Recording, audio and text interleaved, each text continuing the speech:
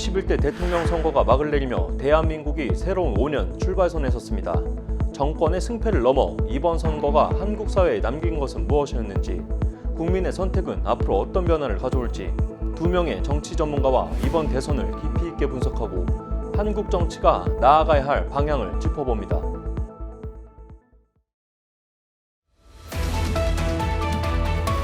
시청자 여러분 안녕하십니까?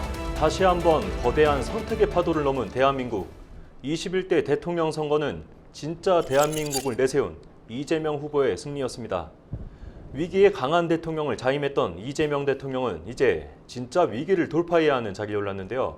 오늘 법률방송은 박명호 동국대학교 교수, 김영인 연세대학교 교수 두 분의 정치학자를 모시고 이번 대선의 의미부터 새 정부가 직면한 민생 통합과제, 그리고 대한민국의 민주주의 방향성까지 차분히 짚어보겠습니다.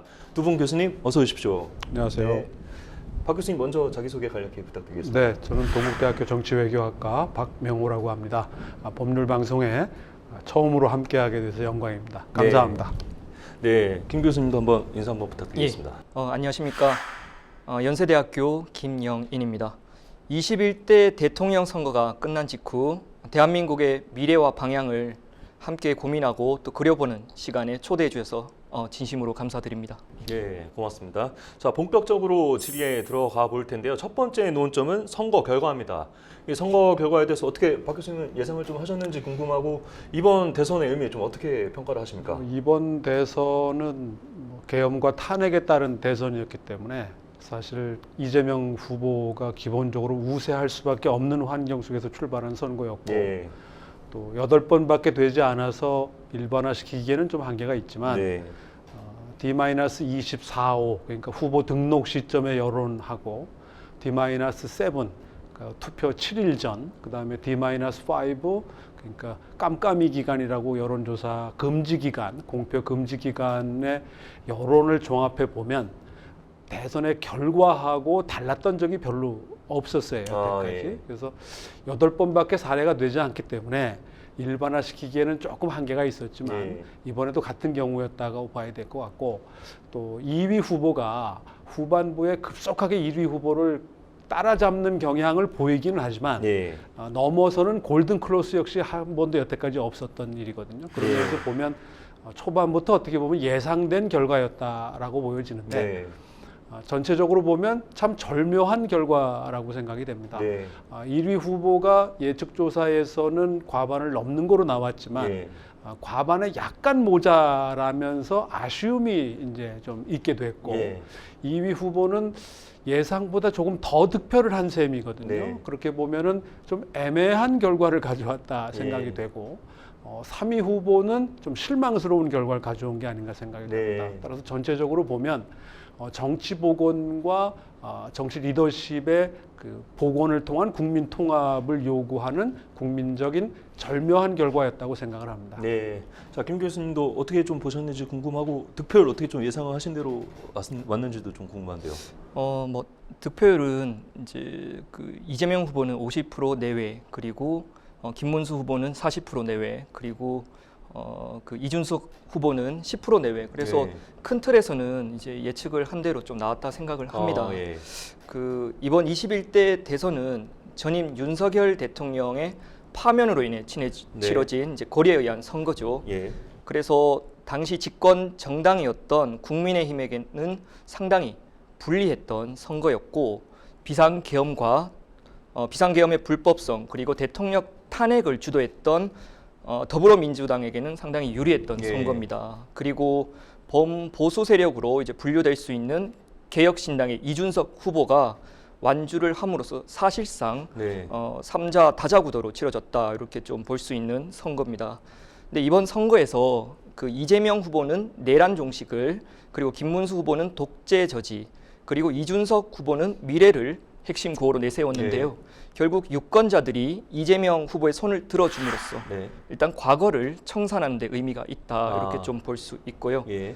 하지만 모든 조건이 유리한 이재명 후보가 과반에 실패한 것은 이재명 후보 개인에 대한 어떤 국민의 개인적 반감, 그리고 권력 집중이라는 이 현상에 대한 국민의 견제가 작용했지 않았을까 하는 생각을 할 수 있습니다. 네. 그리고 추가적으로 이번 대선은 국민의 지지를 받아 선출된 국가 지도자라고 하더라도 반헌법적이고 또 반민주적인 행위를 저지른다면 그 나라의 주인인 국민에 의해서 다시 내려올 수 있다는 즉 주권 재민 원칙을 예. 확인한 그런 선거라고 좀 할 수 있겠습니다. 네, 두 분 교수님 비슷한 좀 의견을 주신 것 같습니다. 자, 두 번째 질문 드릴 텐데요. 이 사전 투표율과 이번 본 대선 본 투표율에 대한 해석인데 97년이었나요? 그때 그 15대 대선 이후로 또 역대 최고라고 했는데 이 투표율을 좀 해석을 좀 해봐야 될 것 같습니다. 이번에도 박 교수님께 좀 먼저 여쭤보겠습니다. 네, 뭐 역대급 투표율을 기록을 했는데 두 네. 가지 의미가 각각 들어가 있지 않나 생각이 돼요. 어떤 게 더 많이 들어갔는지는 아마 좀 더 추후 분석이 필요한 부분인데 네.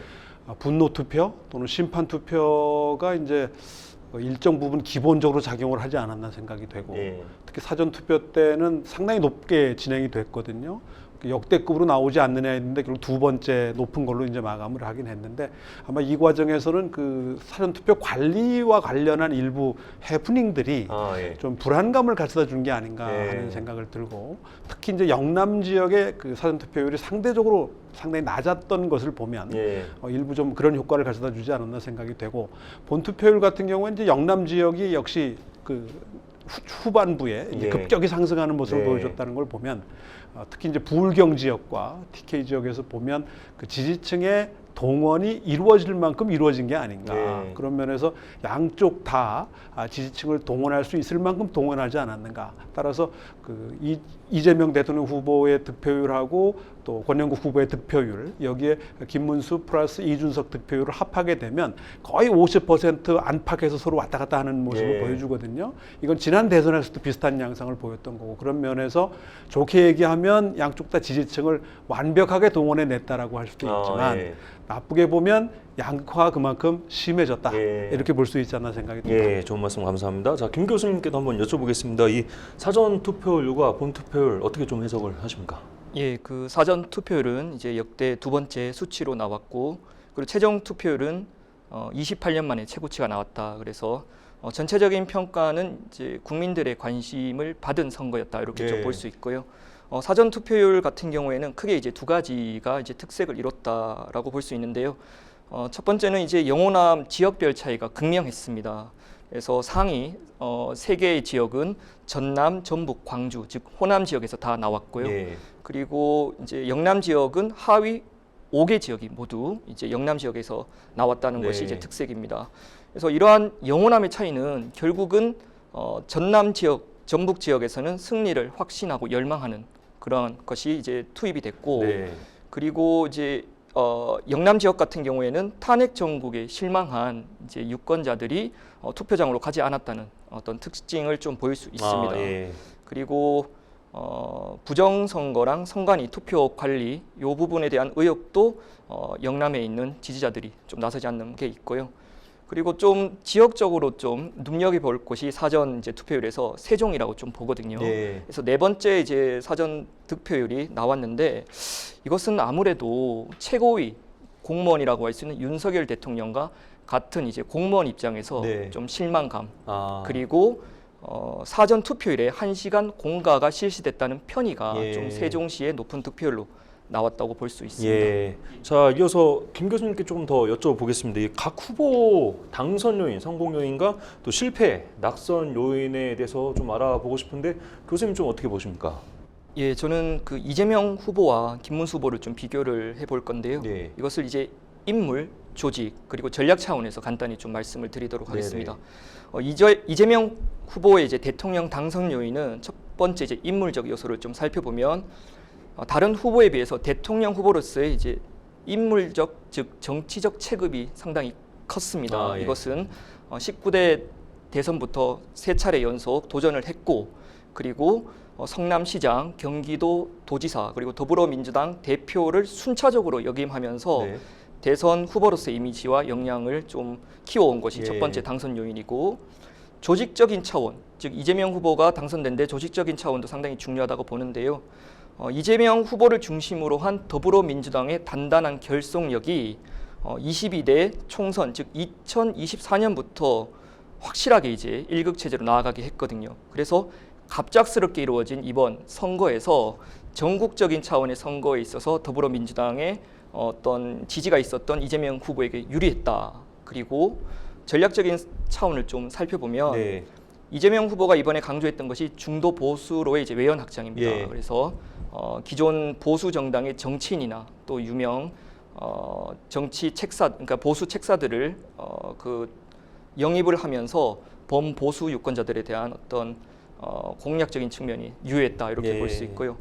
이에 반해 이제 김문수 후보 같은 경우에는 인물적으로 좀 살펴보면 대통령 후보로서 역시 후보가 좀 부족했다. 네. 이것은 아마 1년 전으로 돌아가서 김문수 후보 개인이든 국민의힘이든 21대 대선 후보가 김문수 후보가 될 것이라는 것은 잘 몰랐을 거라고 네. 예상을 합니다. 그리고 조직적, 즉 정당 차원에서 국민의힘은 소위 내란 동조 정당이라는 오명을 좀 갖고 있고 예. 그리고 마지막까지 탄핵에 대한 입장과 대통령 출당에 대한 입장이 엇갈리면서 계파 갈등과 분열이 상당히 심했다. 예. 이것도 있습니다. 그리고 전략적인 차원은 그 이재명 후보 같은 경우에는 내란 종식 그리고 민생 그리고 이준석 후보 같은 경우에는 미래 세대로의 교체를 얘기했던 반면 국민의힘은 뚜렷한 정책보다는 그 독재 저지나 반 이재명 구호를 외쳤다는 네. 즉 전략의 부재가 좀 실책으로 다가왔지 않나 그렇게 생각을 합니다. 예. 그럼 혹시 그 한덕수 국무총리가 만약에 그때 단일화를 했을 때 선거 그 최종 후보로 나갔다 그러면 조금 달라졌을 수도 있을까요? 저는 큰 차이가 없다고 생각을 네. 하는데요. 왜냐하면 기본적으로 국민의힘의 분열이 계속 이어질 것이고 그리고 범보수 세력이라고 할 수 있는 이준석 후보와의 어떤 단일화가 여전히 가능성이 크지 않았기 때문에 저는 한덕수 후보로 교체됐다 하더라도 지금과 비슷한 어떤 결과가 있지 않았을까 예측을 했습니다. 예, 잘 들었습니다. 박 교수님께도 똑같은 질문 한번 드려보겠습니다. 이 각 후보의 성공, 이 당선 요인과 실패, 낙선 요인 좀 어떻게 보십니까? 뭐 이번 대선이 기본적으로 이제 계엄과 탄핵의 대선이었기 때문에 네. 기본적으로 이재명 후보에게 유리할 수밖에 없는 상황에서 출발을 했고요. 예. 선거 과정에서도 보면 좀 혼란을 겪었던 국민의힘보다는 민주당은 오랫동안 준비해온 그 흔적이나 결과들을 곳곳에서 볼 수 있었거든요. 예. 그런 면에서 보면 처음부터 어떻게 보면은 승부가 결정 지어진 게 아니었느냐. 다만 이제 어느 정도 격차가 나느냐가 관심이었던 것이고 그런 면에서 보면 이재명 후보가 과반이라고 하는 상징성을 얻는 데 실패한 게 좀 아쉽지 않나 하는 대목이 들어요. 예. 49점 얼마인데 반올림하면 50이라고 봐도 되겠지만 예. 상징적으로라도 한 표라도 50%를 넘어서는 예. 과반 득표를 했다면 상당 기간 국정 운영의 동력으로 작용이 예. 됐을 텐데 예. 그런 면에서 보면은 절묘한 선택이라고 할 수 있는 것이고 그것이 역시 그 이재명 후보나 대통령에게 주는 메시지가 분명하지 않나. 예. 즉 국회 의석이나 이런 면에서는 압도하고 있는 거대 권력이 될 수는 있겠지만 이 득표율로 보게 되면은 오히려 야권을 지지한 그러니까 이재명 대통령을 찍지 않은 표들만 모아놓고 보면 과반이 네. 넘는 결과가 나온다라고 하는 것은 예. 그만큼 이제 통합의 리더십을 지향해야 된다라고 하는 걸 의미하는 게 아닌가 생각이 되고 예. 대통령께서도 모두의 대통령이 되는 리더십을 지향한다는 말씀을 하신 걸 보면 그런 부분이 이재명 권력의 성공을 결정하는 가장 중요한 요소가 아닐까 생각이 되고요. 예. 국민의힘이나 그 이준석 후보의 개혁신당은 사실은 개혁신당은 승리할 거라는 예상을 하고 하지는 않았을 거라고 네네네. 생각이 되고요. 완주의 의미를 두지 않았나 생각이 되고 선거 막판에 그 3차 토론에서의 설화가 없었다고 한다면 예. 아마 두 자리 숫자는 가능하지 않았을까 하는 생각은 드는데 예. 막판에 그것이 상당한 영향을 준 게 아닌가 생각이 돼서 예. 이준석의 가능성과 한계를 동시에 이제 아. 확인한 셈이 되지 않았나 예. 생각이 됩니다. 국민의힘의 경우에는 참 애매하게 이 득표를 한 셈이 됐는데 예. 보수의 재구성을 향해서 국민의힘의 개혁과 쇄신의 동력을 내부적으로 과연 조달할 수 있는 상황인지 예. 그런 면에서는 어느 정도의 득표율을 올리느냐가 관건이었다라고 본다면 네. 41%의 득표율은 패했지만 사실 나름대로 근거를 또는 이유를 댈 만한 정도의 득표율이기도 하고 그런 면에서는 쇄신과 개혁의 동력이 창출되기 좀 어려운 상황이 아니겠는가. 그런 면에서 내년 지방선거까지 가면서 보수의 재구성을 둘러싼 이 야권의 어떤 혼란과 어떤 그 뭐랄까요, 좀 이런 기간들이 좀 이어지지 않겠나 생각이 됩니다. 예. 지금 교수님께서 조금 언급을 해주셨는데 다음 질문이 이제 그 정치 지형이 어떻게 변할지입니다.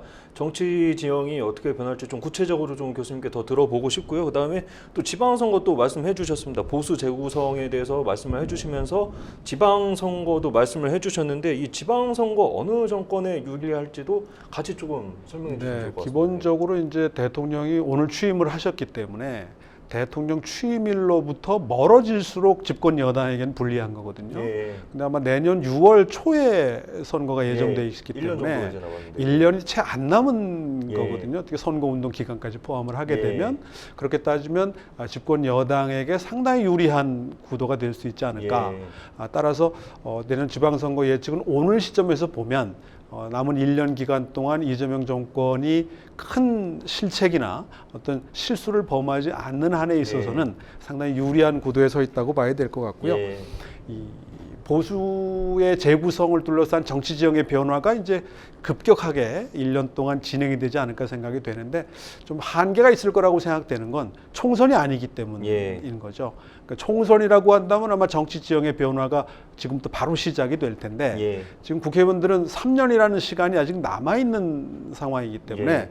본인들의 입장에서는 정치적으로 가장 안전한 시간이거든요. 그런 면에서 보면 지방선거가 갖는 파괴력이나 영향력은 상대적으로 좀 한계가 있지 않을까 생각이 예. 되고 그럼에도 불구하고 이 보수의 재구성을 둘러싼 가치의 변화 즉 지난 2012년 총선거부터 돌이켜보면 계속해서 보수 정당의 의석이 줄어들어 왔어요. 121석에서 108, 107 지금 이런 식으로 줄어들고 있는 상황이기 예. 때문에 아마 이 100석 언저리가 보수 정당이 얻을 수 있는 최대치가 아닌가 네. 생각이 됩니다. 그거는 한 60여 석 언저리 되는 영남 의석에 나머지 비영남 수도권 포함한 이런 지역에서 한 20여 석, 그래서 한 80에서 90석 정도의 지역구 의석에다가 비례대표 포함해서 한 100석 언저리가 지금 예. 최대치라고 보여지거든요. 그런 면에서 보면 2012년 이후 지금까지 계속 보수의 가치가 주변부화되고 있다라고 하는 거죠. 예. 그래서 수도권에서는 지금 거의 승부가 되지 않는 상황에 몰려 있는 거고 네. 그러다 보니까 보수 가치가 변화하면서 이제 지역적으로 왜소화되지 않았나.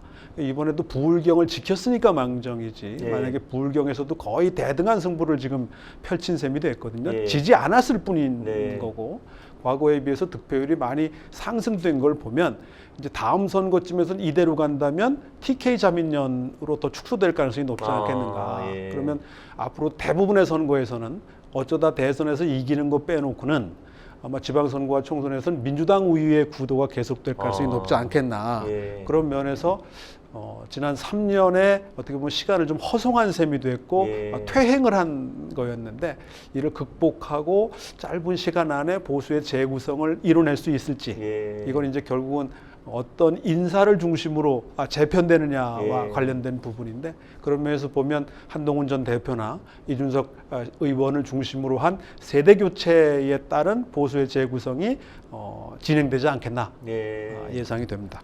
예, 지금 조금 말씀드리기엔 조금 조심스럽긴 한데 그러면은 교수님께서 말씀해 주셔서 생각이 났는데 그러면 이제 지방선거 때 경기도지사는 지금 이제 민주당 소속이지 않습니까? 그렇죠. 그러니까 이제 서울시장이나 부산시장 이런 선거도 이제 민주당에 좀 더 유리한 좀 그렇게. 뭐 지금 오늘 시점에서 보게 되면 대통령 선거에 영향을 받는다고 본다면 네. 대단히 뭐 유리하다고 볼 수 있고 예. 그 가장 어떻게 보면 극단적인 사례가 22년 3월 대선 6월 1일 지방선거였을 겁니다. 네. 그 선거에서 사실상 취임한 지 한 달 만에 대통령이 취임한 지 한 달 만에 지방선거를 치렀거든요. 네. 결국 그러다 보니까 집권 여당에게 유리할 수밖에 없는 상황이고 예. 지금 국민의힘 쪽에서는 아마 서울시장 후보도 마땅치 않을 거고 예. 경기도지사 후보도 뭐 이렇게 썩 드러나는 인물이 있다고 보기 어려운 네. 상황인데 상대적으로 민주당이나 여권 입장에서는 선택지가 좀 더 있지 않겠는가. 네. 특히 대통령 후광 효과에 비추어 본다면 이재명 정권의 그 연장선상에서 다음 지방선거까지는 오늘 현재로 본다면 예. 일단 영향권 아래 있다고 예. 봐야 되지 않나 예. 생각이 됩니다. 네. 자, 김 교수님께도 여쭤보겠습니다. 좀 아까 그 2024년 22대 총선 때 그 결속력을 말씀을 해 주셨는데 이 정치 지형 앞으로 좀 어떻게 바뀔지도 궁금하고요. 그다음에 지방선거도 어느 진영에 유리할지 좀 말씀해 주시면. 예. 22대 대선 이후에 그 한국의 정치 지형은 당분간 더불어민주당 우위에 일단 우위 체제가 좀 유지될 것 같다. 네. 이것은 일본의 자민당 우위의 1.5 체제랑 좀 비슷한 네. 양상을 가질 거라고 생각이 드는데요. 뭐 아무래도 가장 중요한 건 그 이번에 더불어민주당이 대통령 권력을 가짐으로써 의회와 행정부 권력을 함께 예. 가진 즉 강력한 집권 여당이 됐다는 것이 예. 아주 중요한 포인트라고 보고요. 그리고 이에 반해서 국민의힘도 좀 살펴볼 필요가 있는데 네. 지금도 개헌 저지선을 겨우 사수할 수 있는 네. 그러한 이제 크지 않은 이제 정당인데 더 큰 문제는 국민의힘 지지자들이 영남 60대 이상 그리고 수도권의 부유층으로 한정되어 있고 그리고 보수 정당을 재건할 수 있는 유능한 지도자가 지금 당장은 안 보인다는 예. 측면에서 예. 더불어민주당의 우세가 상당히 좀 점쳐질 수밖에 예. 없습니다.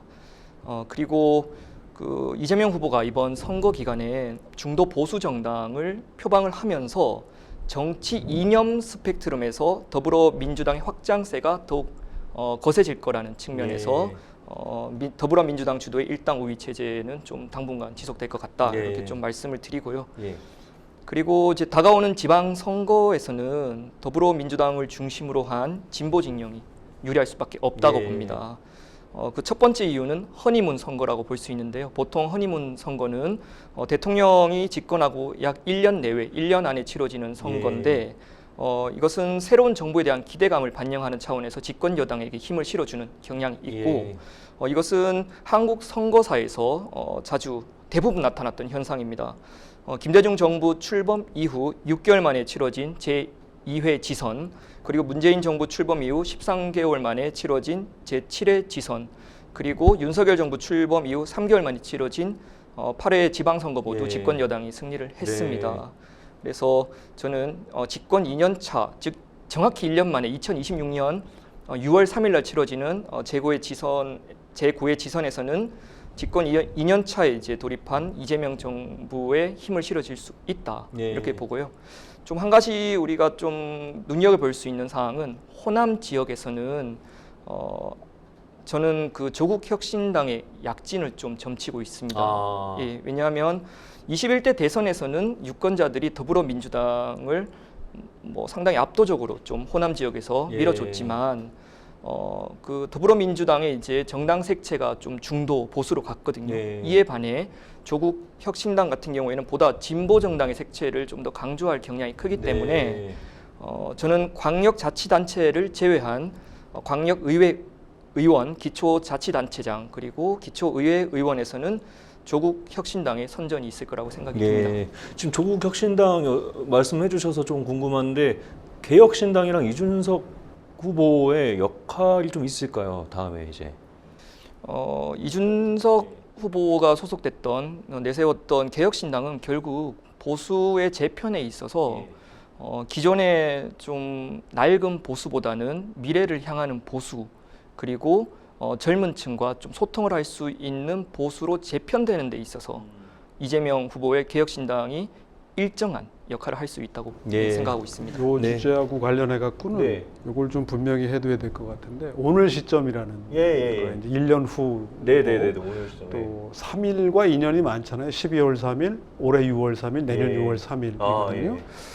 그러니까 오늘 이 시점에서 보면은 지금 대체적인 우리 예상이 맞을 터인데 문제는 이제 앞으로 남은 1년 기간 안에 이재명 정권이 어떤 모습을 보여주느냐가 결정적이지 않나 생각이 들어요. 특히 이제 반사 이익에 따른 정치가 우리 정치의 어떻게 보면 기본적인 그 기본값이기 때문에 여기에서 오는 영향이 있지 않나 생각이 되고 2018년 지방선거 같은 경우에는 사실 지방선거 전날 북미 정상회담이 싱가포르에서 있었어요. 그러니까 그 다음 날 선거는 사실 하나마나라고 대부분 사람이 생각했다는 거고 그다음에 중요한 거는 선거제도 부분입니다. 특히 이제 지금처럼 승자 독식의 선거제도를 지속하는 한에 있어서는 네. 제3당이 들어갈 여지가 거의 없다는 예. 거고, 그게 이제 국민의힘의 개혁 동력이나 쇄신 동력을 상당히 약화시킬 가능성이 있는 예. 기제라고 하는 부분인데, 이미 천안함 법안에서 보듯이 광역단체장 결선 투표자라든가 또는 광역의원의 중대선거구제가 된다라고 한다면 이 부분은 이제 민주당과 이재명 대통령의 결단이 필요한 부분인데, 네.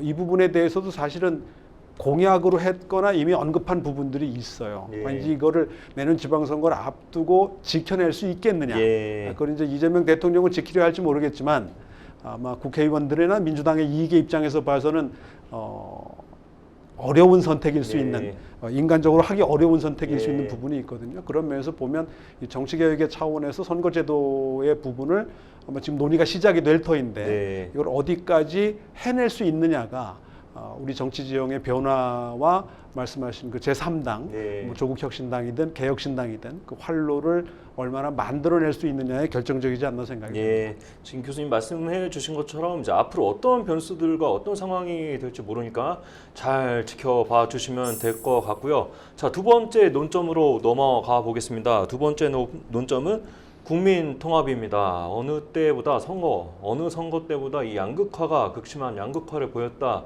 이런 평가를 받고 있는데요. 자, 첫 번째 질문입니다. 국민 분열 그리고 성별 세대 간 갈등이 갈수록 깊어지는 이유에 대해서 좀 분석을 해보겠습니다. 먼저 박명 교수님 먼저 네. 말씀해 주시죠. 지난번 대선이 비호감 대선이라고 그랬는데 이번엔 혐오 대선이라고 불릴 정도로 좋게 얘기하면 양 진영이 자신들의 지지층을 최대한 동원해낸 선거 네. 결과하고, 나쁘게 얘기하면 정치적 양극화가 그만큼 이제 고착됐다라고 하는 부분이거든요. 예. 바로 이런 부분들이 제도적으로 재생산되게 만든 게 현재의 승자 독식 선거제도가 아닌가 생각이 네. 돼요. 그러니까 이 국회의원 선거도 마찬가지고 대통령 선거도 마찬가지고 한 표라도 더 얻은 사람이 당선되는 방식이기 예. 때문에 지방선거도 마찬가지고요. 그래서 우리나라에서 선출직으로 뽑는 모든 선거는 사실 한 표라도 더 이긴 사람이 당선되는 구조거든요. 예. 그러다 보니까 양당 중심의 정치가 불가피하게 되는 거고, 예. 그러다 보니까 정치적인 뜻을 펼치려는 사람들이나 사표 방지 심리를 가진 유권자들은 결국 둘 중에 하나를 택할 수밖에 없게 되는 거고, 그 사이에 다른 선택을 한다는 건 있을 수 없는 상황이 됐기 때문에 결국 개헌 논의가 나오는 것도 이 승자 독식의 선거제도를 어떻게 바꿔낼 수 있겠느냐. 지금 굉장히 상층부에 있는 이 권력 구조에만 초점이 맞춰져 있는데, 네. 그 권력 구조를 만들어내는 그 과정의 선거제도에 대한 부분의 논의가 좀 빠져 있는 게 아닌가라는 예. 것이고요. 그런 면에서 개헌 논의가 자꾸 헛도는 이유가 예. 되는 거고, 진전이 만들어지지 않는 이유가 바로 예. 여기에 있다는 생각이 되고, 특히 이번처럼 혐오 대선의 경우에는 그 무엇보다도 이 제도적인 부분을 어떻게 개선을 해서 우리가 이 양극화를 좀 더 지양해서 이 통합의 정치가 제도적으로 불가피하도록 만들어낼 수 있느냐가 해결책이 아닌가 생각이 됩니다. 자, 김 교수님께도 좀 같은 질문 해드리겠습니다. 두 분 다 이제 교수님이시니까 또 젊은 학생들도 많이 보실 텐데 또 대학원 또 수업도 하고 계시잖아요. 좀 이렇게 느끼시는지도 궁금하고, 그 다음에 이게 갈수록 깊어지는 이유는 좀 무엇인지 말씀해 주시죠. 예, 그 이제 한국에서 뭐 국민 분열이라고 이제 여기서 이제 제시가 됐지만 국민 분열 또는 사회적 분열과 혐오가 심화되는 이유는 크게 이제 세 가지 요소로 좀 볼 수 있는데요. 예. 첫 번째는 이제 구조적으로 이념적 분화가 일어났다. 이것은 한국 사회에 오랫동안 내재된 이념적 분화 구조가 기저에 이제 국민 통합을 저해한다고 볼 수 있는데요. 이 이제 이념적 분화 구조는 특히 북한에 대한 어떤 접근 방식과 그리고 정치 경제적 이념에 있어서의 지향점이 서로 오랫동안 이제 한국 사회에 있었다고 봅니다. 북한에 대한 인식 같은 경우에는 이제 보수 진영에서는 상당히 이제 군사적 위협을 줄 수 있는 적국으로 좀 상정을 하고 대북 억제를 위해서 한미 동맹을 강조하는 입장에 있고요. 반면 진보 진영 같은 경우에는 북한을 통일을 함께 이루어야 할 민족적 차원으로 좀 접근을 했고, 그리고 대화 교류를 중시하는 대북 유화론을 좀 추구한 측면이 있습니다. 이데올로기 차원에서 정치 경제적 지향점을 보면 보수 같은 경우에는 자유민주주의와 시장 경제를 중시하고 또 성장을 중시를 했죠. 반면에 진보는 민주주의 그리고 분배에 초점을 맞춰왔던 지향점이 다르다는 것을 볼 수 있습니다. 그리고 구조에 이어서 이제 상황적 요소를 봐야 되는데요. 결국 경기 침체를 들 수 있습니다. 한국 같은 경우에는 2000년대 중반 이후, 구체적으로는 2008년 발생한 글로벌 금융위기 이후에 저성장의 늪에 이제 빠졌다고 볼 수 네. 있습니다. 그래서 최근 얼마 전이죠. 한국은행이 5월 29일에 발표한 경제 전망 보고서에는 2025년 한국의 경제 성장률을 기존 1.5에서 0.8로 이제 하향 조정을 했습니다. 네. 이것은 한국 경제가 성숙기에 들어섰다는 의미도 있지만 기본적으로 이제 전쟁이 일어나고 있는 상황에서 이제 수출 의존도가 높은 한국의 어떤 한국 수출의 어떤 문제, 그리고 저출산 고령화에 따른 노동 인구 감소와 내수 시장, 이런 것들이 민생, 즉 경제적 어려움이 민생을 더 어렵게 만들고 예. 이것이 국민 사이의 경쟁 심리와 이기적인 사고를 좀 조장한다는 측면이 있습니다. 네.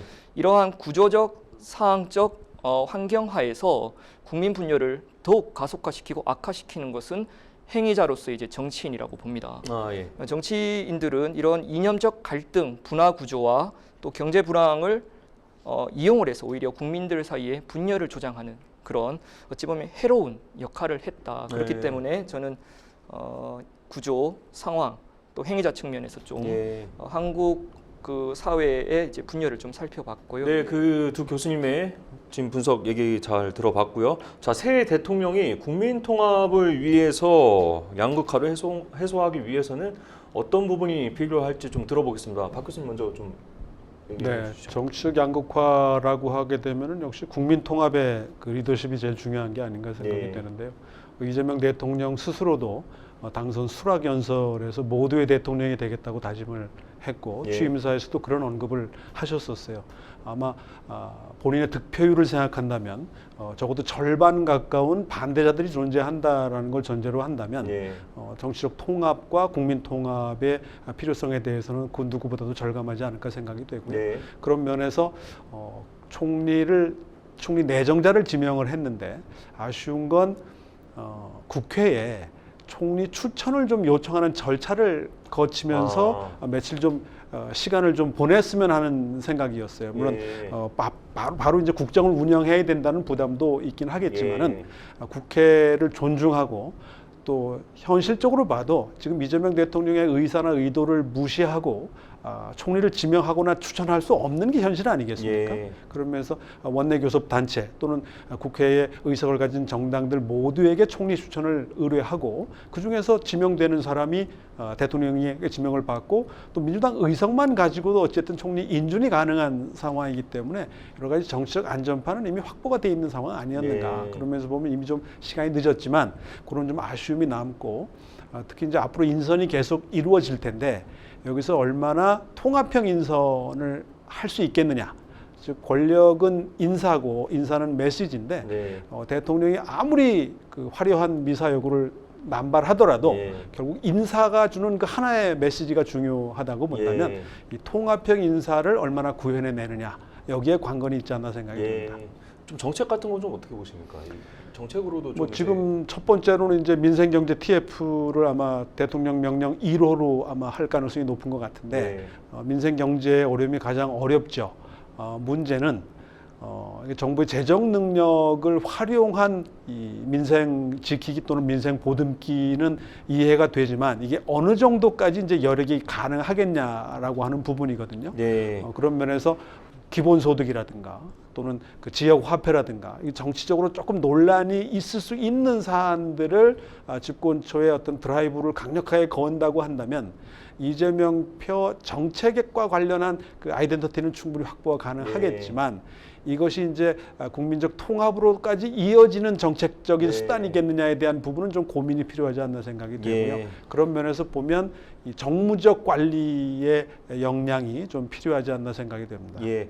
그리고 이어서 좀 더 여쭤보겠습니다. 그 여당으로서의 태도와 이 야당으로서의 역할이 있는데 지금 여당의 분위기면은 앞으로 지금까지 계속 그래 왔던 것처럼 뭐 법안을 단독으로 처리한다든지 아니면 뭐 면소법 이재명 대통령 면소법도 이번에 또 논란이 계속 되고 있지 않습니까? 그러니까 이런 것들이 또 계속 그래서 문제가 될것 취임식 같은데.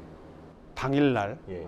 정식 취임식은 사실 아니죠. 취임 선서날 바로 국회에서 그 대법관 증언법을 통과시키겠다고 예. 했던 걸 보면 아까 정무적 고려와 판단이 있지 않았나 생각이 되는데 예. 문제는 이제 이런 것들이 과연 괜찮을 것인지에 대한 걱정이 좀 있는 것이 아닌가 생각이 예. 돼요. 그런 면에서 완급 조절이 좀 필요하지 않나 생각이 되고 예. 특히 이 부분이 좀 중요하지 않나 생각이 되는데 저는 윤석열 권력의 실패는 여당의 실패로부터 기인했다고 생각을 합니다. 네.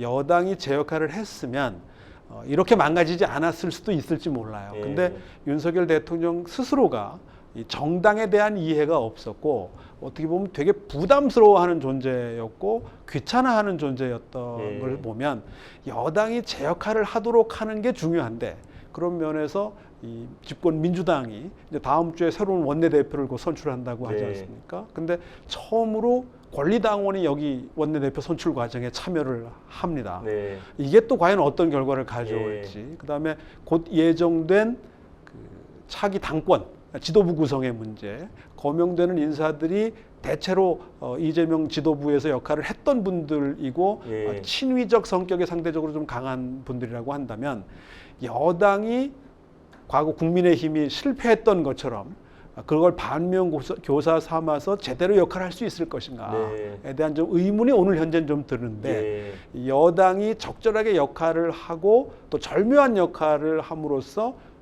두 가지 역할 아니겠습니까? 하나는 집권 여당으로서 대통령을 지원하고 지지하는 역할을 하는 것과 동시에 입법부의 대표 정당으로서 또 거대 정당으로서 견제와 균형의 원칙을 지켜야 되는 요 양자 사이 어딘가에서 균형을 맞춰줘야 되는 예. 것이기 때문에 이 역할을 제대로 하는 게 이재명 권력의 성공에서도 결정적이지 않겠나 생각합니다. 예, 잘 들었습니다. 자, 교수님께도 좀 여쭤보겠습니다. 이 새 대통령 이재명 대통령 국민 양극화 해소하기 위해서 어떤 좀 과제가 있고 어떤 게 좀 필요할까요? 예, 이번에 이제 새롭게 취임한 이재명 대통령이 사회적 양극화를 해소하고 국민 통합을 하기 위해서는 저는 우리 사회의 포용력을 좀 높이고 예. 그리고 응집력을 강화할 필요가 있다고 좀 봅니다. 좀 구체적으로 살펴보면 사회적 포용력은 이제 우리 구성원들이 다양한 이해관계를 가지고 있는데 각자의 이제 구성원들의 고유성을 좀 인정하면서 공존할 수 있는 그런 역량이거든요. 그렇게 봤을 때 우리 한국 사회는 그동안 사회 경제적 발전을 하면서 이제 배제 또는 소외된 계층, 즉 비정규 노동자 그리고 미취업 청년 그리고 독거노인 등 소외 계층이 많이 양산이 됐습니다. 예. 그래서 이재명 대통령은 이제 사회적 포용을 통해서 경제를 살리는 한편 이런 선별적인 복지 정책을 통해서 좀 사회 경제적으로 배제된 소외 계층을 품어줄 필요가 있다. 네. 예, 이렇게 보고요. 그리고 사회적 응집력 역시 통합에 있어서 상당히 중요한데요. 예. 응집력이란 이제 결국 공동체의 소속감을 가지고 공동의 비전을 함께 해나가는 힘이라고 할 수 있습니다. 네. 대한민국 국민이 이 공동체 일원으로 어떤 소속감과 함께 해나가기 위해서는 자신이 속한 집단과 또 타인에 대한 어떤 신뢰가 상당히 중요한데요. 예. 이럴 때 새 이제 대통령인 이재명 대통령은 물질적 자본을 중시하는 것도 상당히 고려될 수 있으나 무형의 자산인 사회적 자본을 확충할 필요가 있습니다. 이것은 사회적 자본이라는 것이 개인과 개인 또 집단 상호 간의 협력을 촉진하는 신뢰 규범 네트워크 같은 예. 건데요. 지금 한국 사회에 만연한 불신과 승자 독식의 문제를 보완하고 또 갈등과 분열의 악순환을 해소하는 데는 무형의 자산인 사회적 자본이 상당히 필요한 시점이지 않나 생각을 합니다. 네.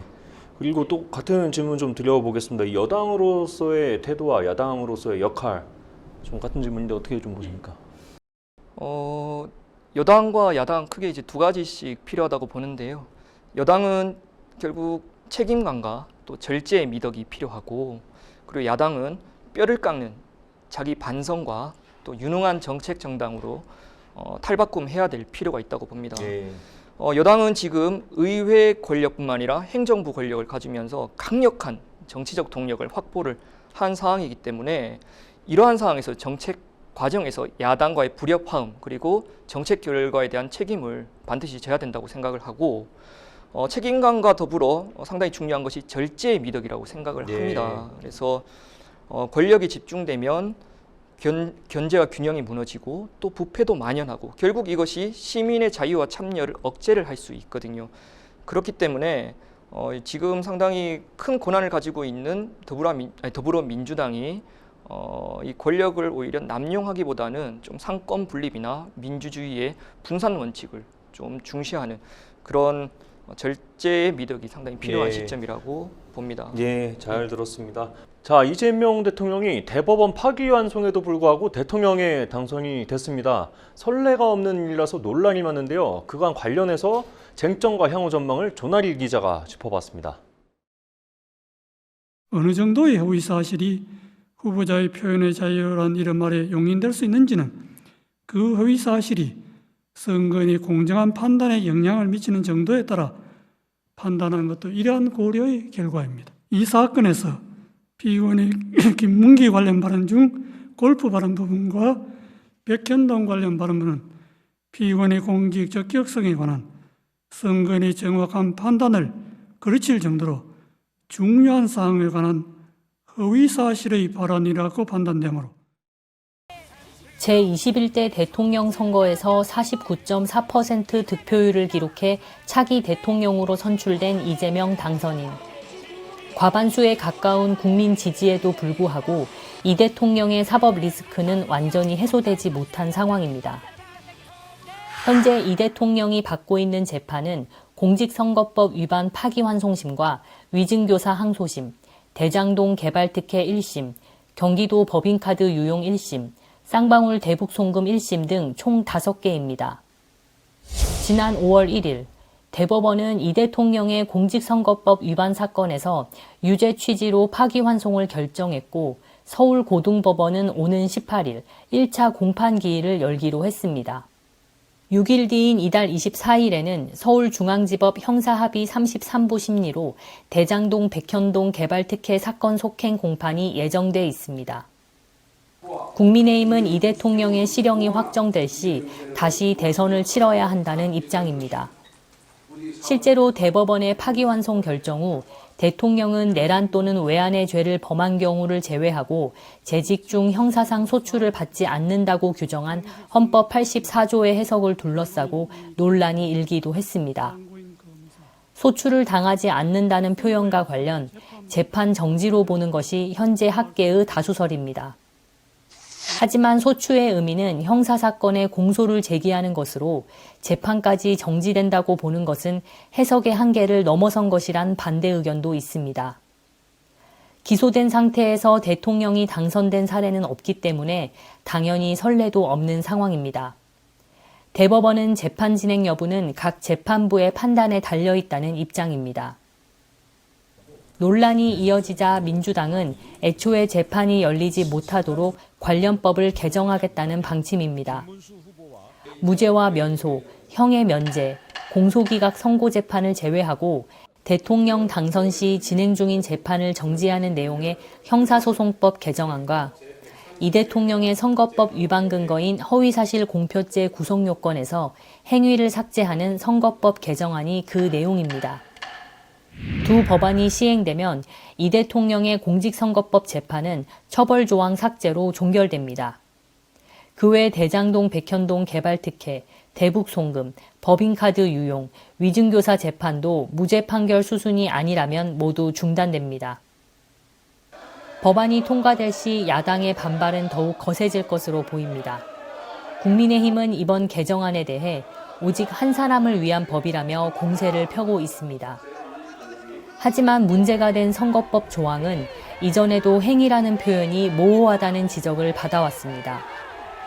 헌법재판소는 앞서 행위의 해석을 두고 명확성 원칙에 위배되지 않는다고 판시한 바 있지만 검사가 일부 표현만 임의로 선정해 기소할 경우 법원으로서는 법 위반 여부를 판단할 수밖에 없고 그 결과 대의민주주의의 핵심인 주권자의 의사를 뒤집는 결과가 나올 수도 있기 때문입니다.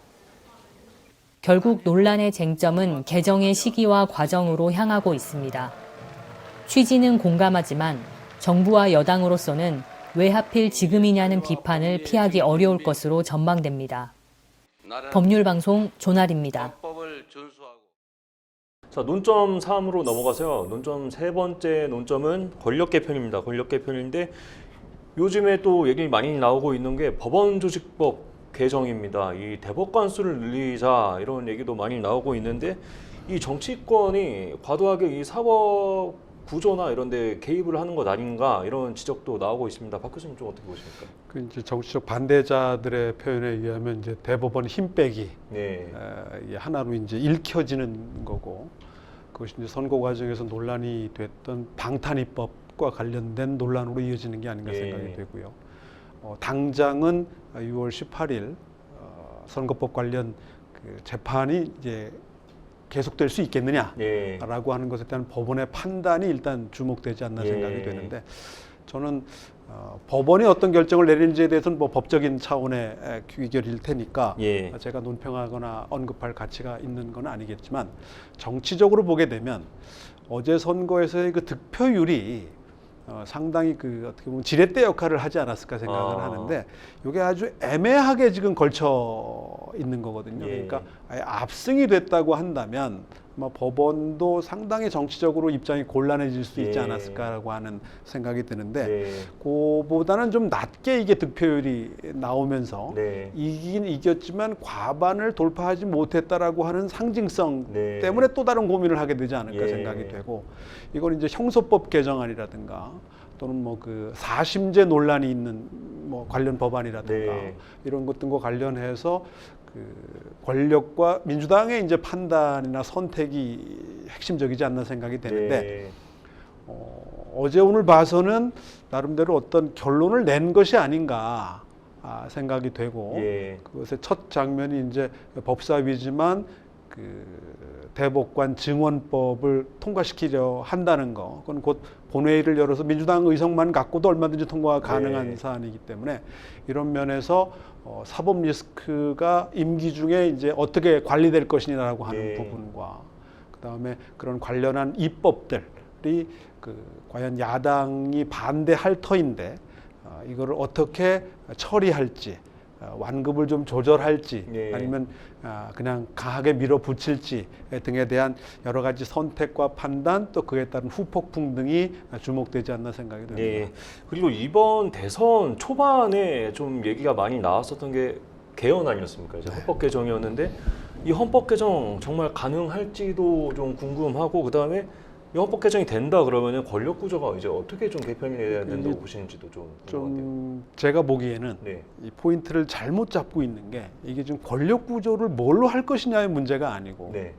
또 따지면 임기를 어떻게 할 것이냐도 사실 그렇게 중요한 문제가 아닌 건데, 초점이 지금 거기에 못 미쳐 있거든요. 네. 그러다 보니까 결론이 안 나고 진전은 없이 쳇바퀴 돌듯이 그냥 헛바퀴 돌듯이 공전하고 있는 게 아닌가 생각이 네. 돼요. 핵심은 두 가지가 아닌가 생각이 돼요. 하나는 입법 권력하고 대통령 권력이 충돌하고 대립하고 교착됐을 때 이걸 정치적으로 어떻게 해결할 것이냐의 문제죠. 지난번 계엄과 탄핵은 이걸 가장 강력한 방식으로, 아무도 상상하지 못했던 예. 방식으로 해결하려 했다가 탄핵까지 이어진 일이었거든요. 예. 지금은 민주당이 거대 여당이고 행정 권력까지 장악했기 때문에 입법부와 행정부가 사실상 일체화가 된 정부 여당이 됐기 때문에 입법 권력하고 대통령 권력이 충돌할 일이 없어요. 예. 근데 앞으로도 계속 이럴 것이냐라고 네. 하는 거고, 이런 충돌이 나고 교착 상태가 됐을 때 이를 어떻게 해결할 것이냐의 문제가 초점이 돼야 되는 네. 것이고, 두 번째는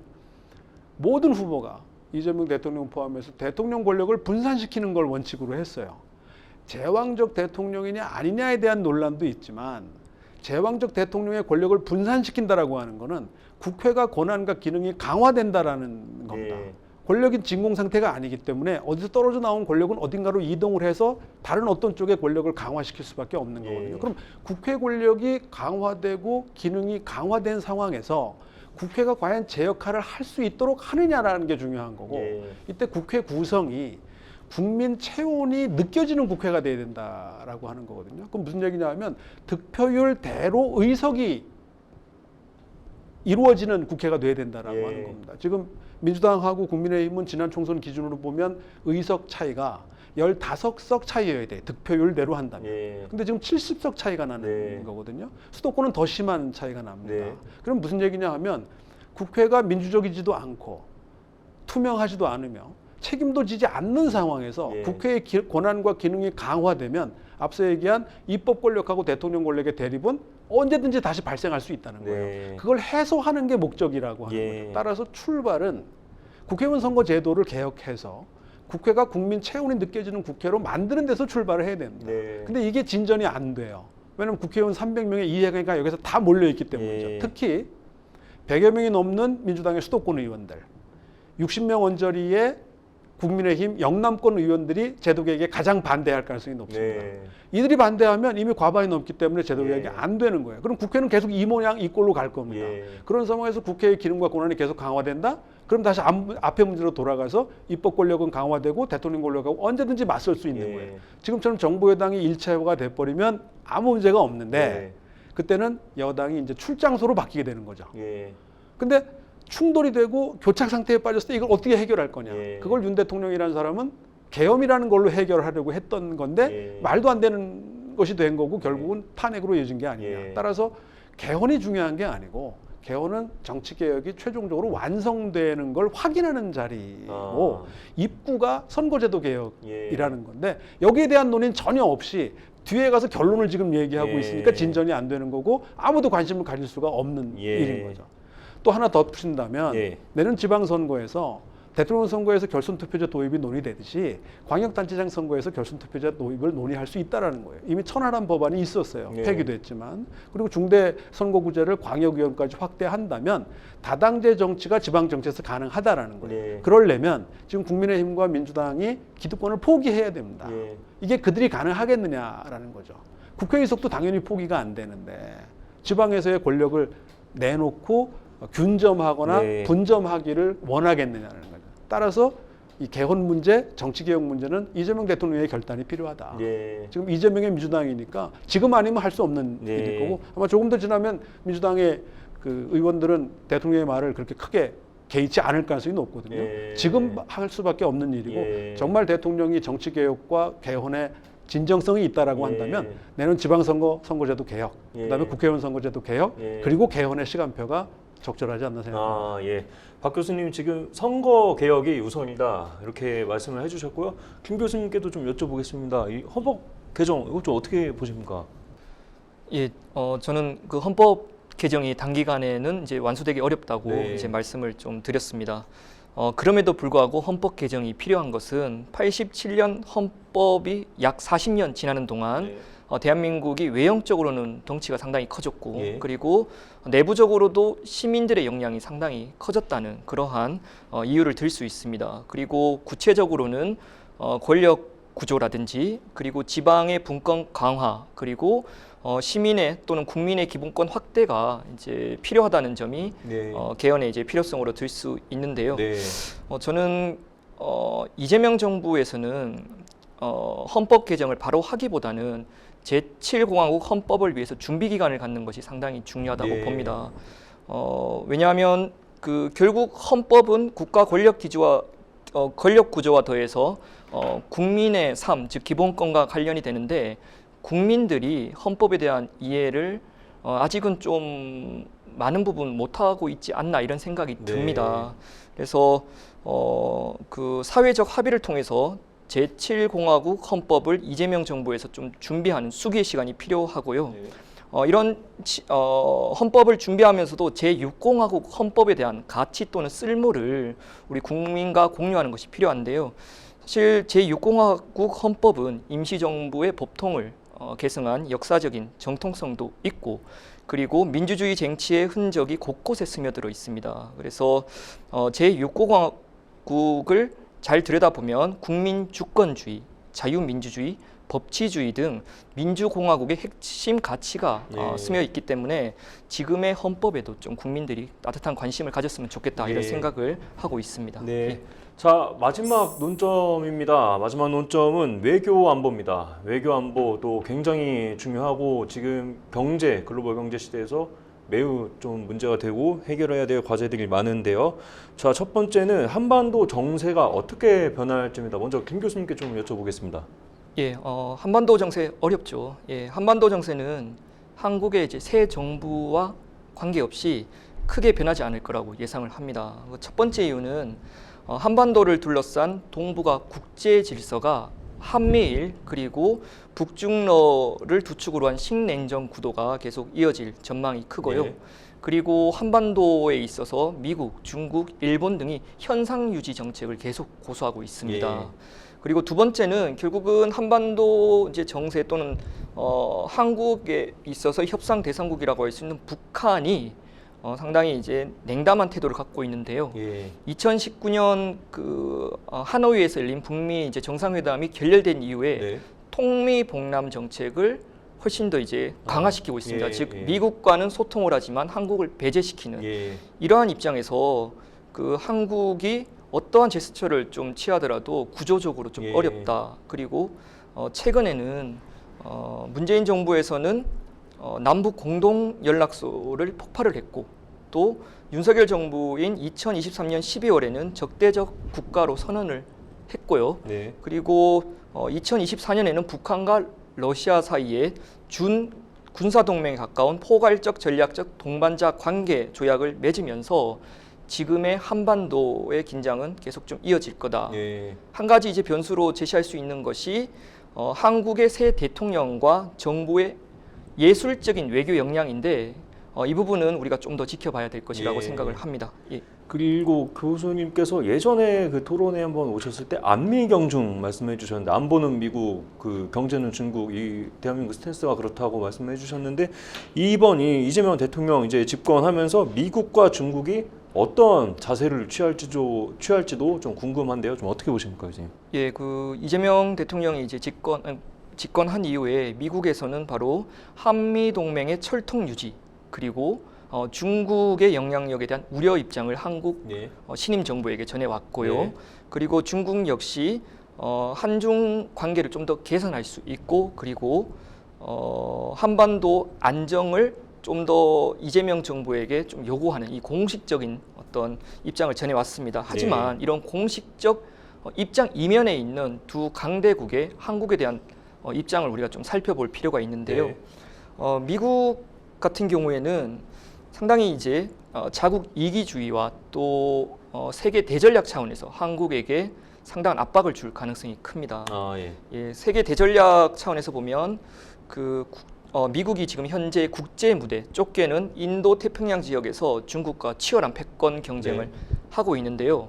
한국에게 즉 동맹국 한국에게 미국과 함께 갈 건지 아니면 중국과 함께 갈 건지 양자택일을 요구하고 있는 상황이기 때문에 상당한 예. 딜레마라고 볼 수 있습니다. 예. 여기에 대한 이제 세부적인 어떤 정책, 미국의 정책으로는 주한미군 태세를 조정하겠다. 즉 주한미국이 북한에 대해서만 억제를 하는데 이제는 본격적으로 중국에 대한 억제를 한다. 이것은 한국 안보에 있어서 미중 사이에서 한국의 어떤 스탠스를 더 어렵게 만드는 요인이 되고요. 예. 이런 이제 주한미군의 이제 태세 조정이 주한미군 감축이나 또 한미연합훈련에 반영될 경우 상당히 한국 외교 한번 어려워질 수 예. 있습니다. 그리고 경제 분야도 좀 짚어볼 수 있는데요. 네.